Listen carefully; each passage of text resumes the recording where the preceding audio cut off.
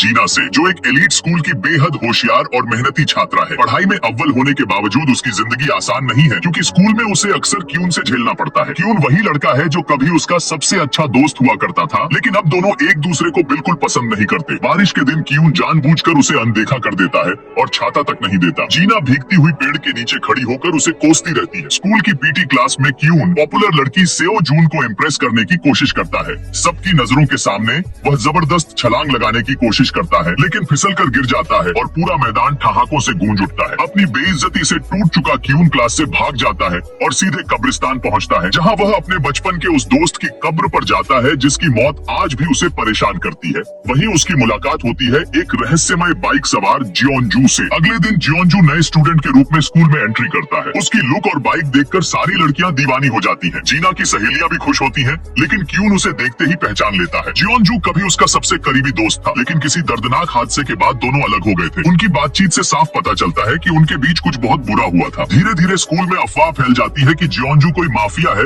और उसने किसी की हत्या की है। डर के कारण जीना से एक बड़ी गलती हो जाती है और वह गलती से उसकी कुर्सी पर गोंद गिरा देती है। जब जियोंजू आकर बैठता है तो वह उठ नहीं पाता और जोर लगाने पर उसकी पैंट फट जाती है। पूरा क्लास हंस पड़ता है और जीना और भी ज्यादा डर जाती है। घर की आर्थिक हालत खराब होने के कारण जीना पार्ट टाइम जॉब ढूंढने जाती है। जैसे ही वह नौकरी के लिए हाथ उठाती है, क्यून भी बिना सोचे समझे अपना हाथ उठा देता है, बस इसलिए ताकि वह उसके पास रह सके। काम पर दोनों की लगातार बहस होती रहती है। क्यून उसकी टांग खींचता है और जीना उसे बिल्कुल बर्दाश्त नहीं कर पाती। एक दिन जीना की माँ कुछ छात्रों के साथ वहाँ आती है और शर्म के मारे अपनी ही बेटी को पहचानने से इनकार कर देती है। यह बात जीना का दिल तोड़ देती है। उस समय जियोंजू उससे मिलता है और वह उसकी उम्मीद के बिल्कुल उलट एक शांत और समझदार इंसान निकलता है। दोनों के बीच धीरे धीरे एक अलग ही जुड़ाव बनने लगता है। काम करते हुए जीना बार बार क्यून को देखती है। क्यून उसके पास आता है और उसे चिढ़ाते हुए इतना करीब आ जाता है कि जीना घबरा जाती है और उंगली काट लेती है। क्यून उसका जख्म साफ करता है और उसे बचपन की याद दिलाता है, जब उसने पहली बार उसकी चोट पर पट्टी बांधी थी और बदले में जीना ने उसे मासूम सा चुंबन दिया था। दोनों के दिल की धड़कनें तेज हो जाती है, लेकिन जीना इसे गलती बताकर वहाँ से चली जाती है। अगले दिन स्कूल में दोनों के बीच अजीब सा सन्नाटा रहता है। कोई किसी से बात नहीं करता, लेकिन नजरें सब कुछ कह जाती हैं। तभी पता चलता है कि जियोंजू